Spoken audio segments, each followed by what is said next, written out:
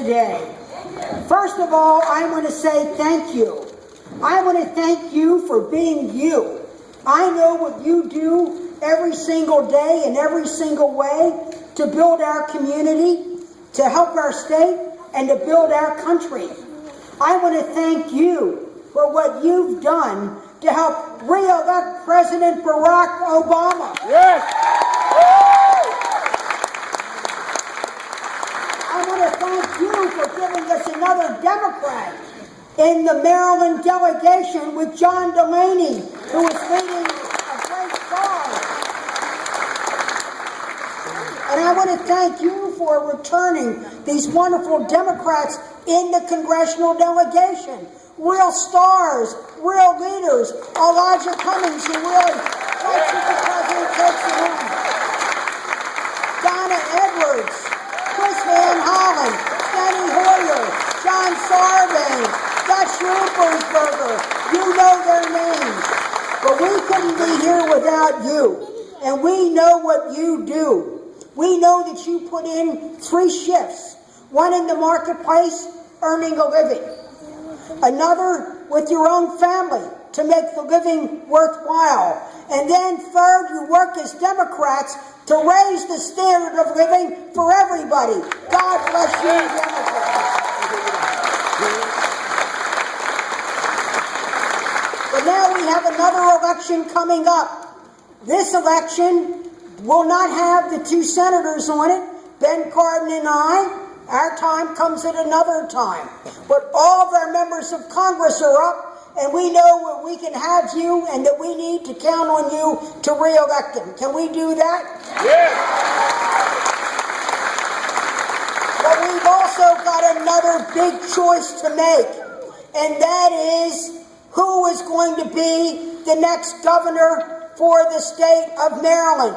Who is going to be the next lieutenant governor for the state of Maryland? My choice, no choice, but my choice.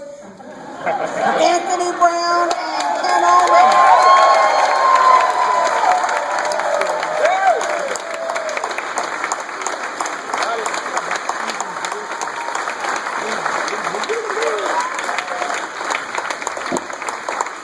I want to join with my colleagues, Elijah, Donna, and others who have already endorsed the Brown-Ullman ticket. And I'm doing this today because I think we've got to get rolling, and we have to ensure our victory. These are difficult times. They require bold times, and they need bold leadership, and I think you see it right up here on this podium. You see Anthony Brown, you see Ken Ullman. They've got the right stuff for the right time to do the right job that we need to have done. Yes! Yes! Now, I don't make this endorsement lightly or easily, and I had to think about it, even whether I wanted to get involved in a primary. But you know, every now and then, you got to put what could be best for me aside and think about what's best for Maryland and what's best for America. So I'm ready to get into it. And I got into it because of I know these men. I know them up close and personal. I wanted to endorse Anthony for governor because I have known him for more than 10 years. We have worked hands-on with issues. We've been in the public eye, but I've been behind the scenes late at night or early in the morning trying to figure out how we can advance Maryland.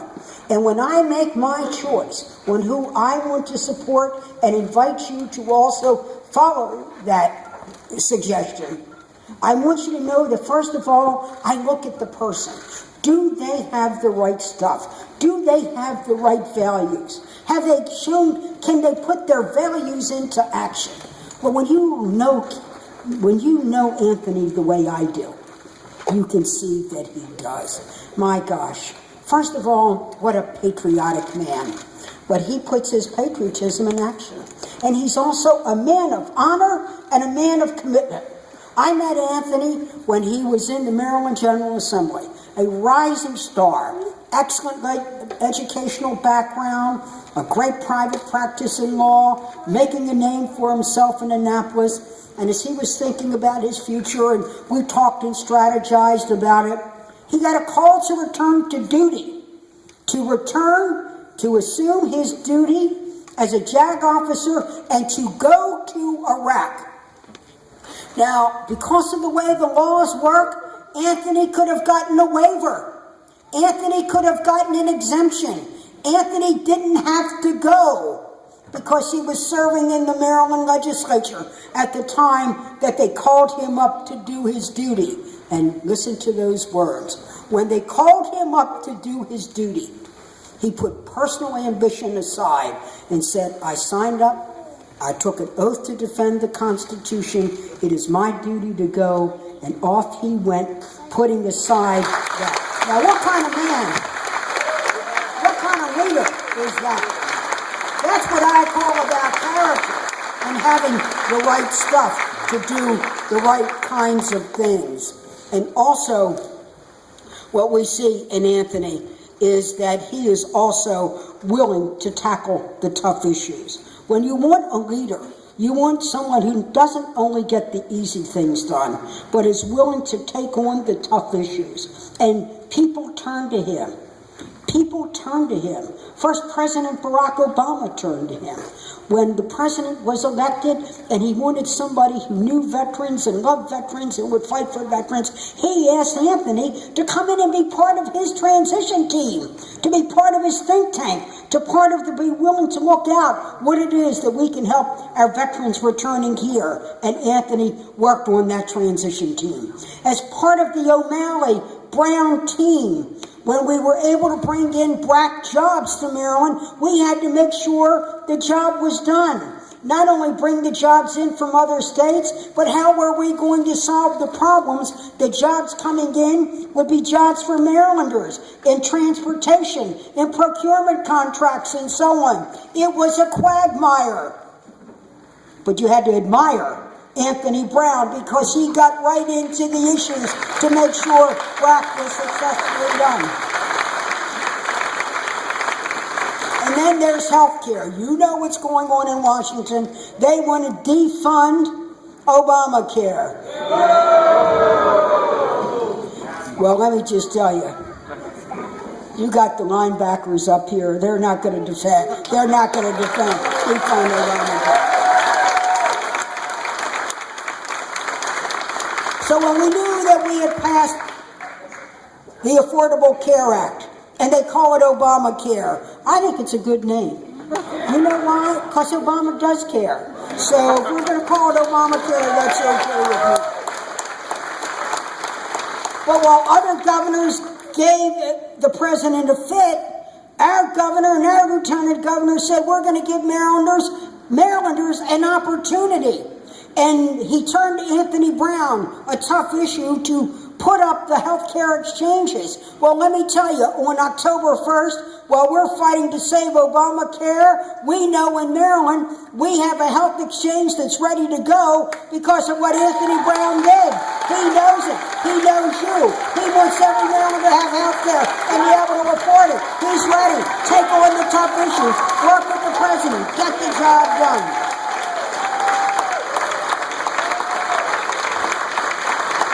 But our Anthony Brown is not only about national policy. He's willing to also make the personal political. We have a saying in the women's movement, listen to the day-to-day lives of people and the struggles that they have, and how can they make that into national policy. Well, as he came back as a veteran, he knew with the veterans he met over there that the skills that they learned in Iraq and Afghanistan over there should count as jobs when they come back home right here. So Anthony Brown took on the licensing issues to make sure that skill set that you learned as a Navy medic, as an Army IT and so on, can get you a job here, and he straightened it out. So much that the First Lady, Michelle Obama, came here to thank him and congratulate him on a national novel. He looked out for those veterans. He not only fought, was there when they were fighting, but he wanted to make sure they didn't have to fight for a job in Maryland because of the rules and the regs. And then there was a melancholy situation. His cousin was a victim of domestic violence. Well, many of us know about those problems in families that we're close to. And he made sure that what he learned there, that it would not happen to another family. He fought for legislation, keeping guns out of the hands of abusers. He worked to reduce violent crime and to improve the funding for domestic violence. And while I worked on funding in Washington with Elijah and Donna and the other delegation, we made sure that we worked with the president to put money in the federal checkbook to deal with domestic violence, so that if you need a shelter, you have one. If you have a hotline, you'll be able to call one, and that we will work together to make sure no one dies or is injured or their children further abused. That's what he is. Anthony is a fighter. But you know, leaders have to also make decisions. And one of his first decisions was how to be. Who was he going to have as his running mate? And as he looked over, really, an incredible talent pool in Maryland, his first decision was to pick Ken Ullman. What a fantastic decision.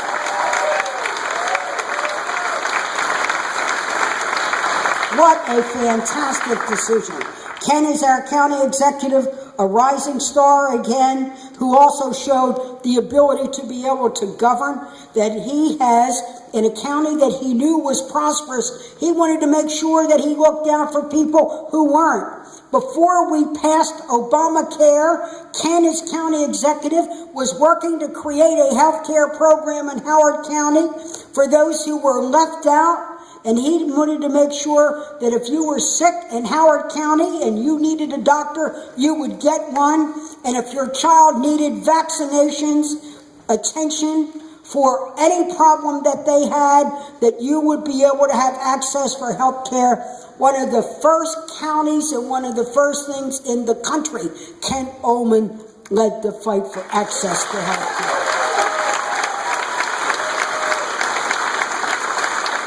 Because that's the way he thinks. He wants to bring new ideas, smart ideas, on how to make government more efficient, but more responsive to your day-to-day needs and the long-range needs of our community and our state. And this is where I've seen Anthony Brown and Ken work together. They're not only a ticket, but they're a team, and I can see that. And let me give you one example. Broadband. It was our president came in and established a stimulus program that funded broadband to take the internet, the super information highway, to every part of our country. But you had to compete for it. So again, the other party fought him. Their states are left out. Now they're grouchy about it. But they're grouchy about everything about our president. So what's new there? But while they were busy grouchy, guess what? Governor O'Malley and Anthony Brown said, we're going to be in on it. Ken Ullman came up with the idea of One Maryland, on how we could apply for a grant, not only in the corridor, but to take it national. I funded the program in my appropriations committee. No more earmarks. I said, you compete, I'll make sure you get to the front of the line, they can get a look at you. Well, guess what? At the end of the day, based on merit, we won a $115 million federal program. Anthony Brown made sure, working with Governor O'Malley, there were $45 million in Maryland. We are on the roll, and listen to what it was. One Maryland. What Ken and Anthony worked on together was a new opportunity. But it was an opportunity not only for the well-connected to stay well-connected. It was for everyone who feels disconnected. That we were going to have one Maryland, where there would be no digital divide in our country based on income, zip code, geographic area, whether you were on what side of Mountain County or what side of the bay you were on the Eastern Shore, or whether in other counties you were redlined and sidelined because of past attitudes. So we have a One Maryland. That's the way they thought. They came to me and said, we want to do a One Maryland project where we wire the entire state. We are the only state in the nation to win that kind of contract. So, ladies and gentlemen, you know my position on many issues, and my position on Anthony Brown and Ken Ullman, that they will be an outstanding team. And for we women, we know that every issue is a woman's issue, right? Every issue is a woman's issue. So we want these wonderful men because they will be our Galahides.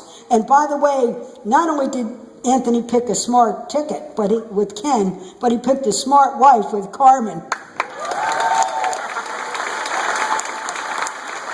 And Ken and Jackie are a turbo team as well, working together.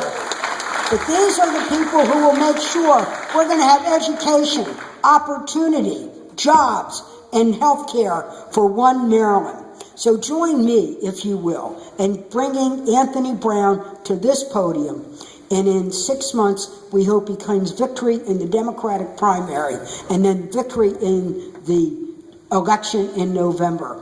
Forward together. Let's bring up Anthony Brown.